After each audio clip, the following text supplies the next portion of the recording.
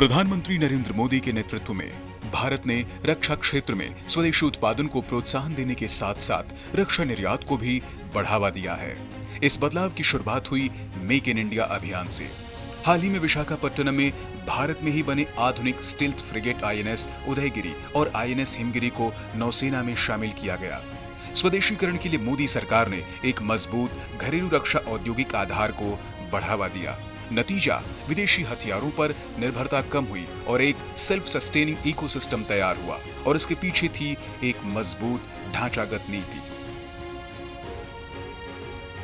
कई चीजें जो हमारी फोकस हुई हैं, सबसे बहुत इंपॉर्टेंट फोकस था मेक इन इंडिया, राइट। उसका रिजल्ट हमने ऑपरेशन सिंदूर में देखा, उसी का रिजल्ट हमने बालाकोट में देखा, उसी का रिजल्ट हमने सर्जिकल स्ट्राइक में देखा। ये जो चीज़ें हैं आपको एम्पावर करती हैं एक्शन लेने के लिए, ताकि जो बाकी के देश हैं आपको कंट्रोल न कर सके।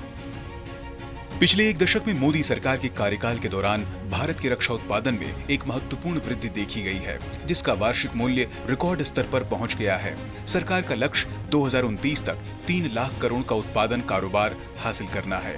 कई प्रमुख प्लेटफॉर्म और प्रणालियों को अब भारत में डिजाइन और निर्मित किया जा रहा है, जिसमें शामिल है INS Vikrant, light combat aircraft LCA तेजस, लाइट कॉम्बैट हेलीकॉप्टर LCH प्रचंड और ब्रह्मोस मिसाइल प्रणाली जैसे उत्कृष्ट उदाहरण आज देश के सामने मौजूद हैं। इतना ही नहीं, रक्षा क्षेत्र में हमारा निर्यात 2014 में 700 करोड़ से बढ़कर 2024-25 में 23,600 करोड़ रुपए पहुंच गया है। चाहे आप आर्टिलरी में देख लीजिएगा, आप आर्मर्ड में देख लीजिएगा, लाइट टैंक्स के बारे में मैं बात कर रहा हूँ, आप धनुष देखिएगा, आप एयरक्राफ्ट कैरियर देखिएगा, स्मॉल आर्म्स देखिए, बुलेट प्रूफ जैकेट्स देखिए, आप चाहे आर्टिफिशियल इंटेलिजेंस देखिए, स्पेस देखिए, साइबर देखें, हर एक इसमें ड्रोन्स देखिए, स्मॉल जो MSMEs हैं उनको, जो स्टार्टअप्स, एनकरेजमेंट, डिफेंस कॉरिडोर्स का होना, ये सब दर्शाता है। और हम अब इम्पोर्टर नहीं हैं, we are now one of those at least top 10 exporters. Operation सिंदूर के दौरान भारत की वायु रक्षा प्रणाली आकाश और S-400 ने पाकिस्तानी मिसाइलों और ड्रोन के हमलों को नाकाम कर दिया। इतना ही नहीं, बल्कि भारत इजरायली MRSAM और स्पाइडर ने आकाश और S-400 के साथ मिलकर पाकिस्तान के हौसले पस्त कर उसे घुटने टेकने पर मजबूर कर दिया।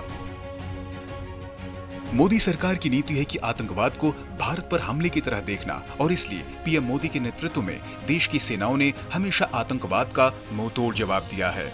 फिर चाहे वो पुलवामा आतंकी हमले के बाद पाकिस्तान के बालाकोट में जैश-ए-मोहम्मद के आतंकी ठिकानों पर हवाई हमला हो, या उरी आतंकी हमले के बाद की गई सर्जिकल स्ट्राइक, या फिर ऑपरेशन सिंदूर।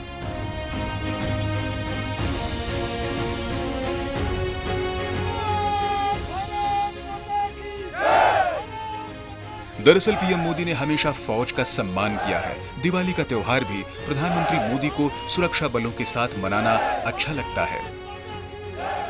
ऑपरेशन सिंदूर की सफलता के तुरंत बाद पीएम मोदी आदमपुर एयरबेस पहुंचे, जिसे देखकर हमारे सैनिकों के चेहरे गर्व से चमक उठे।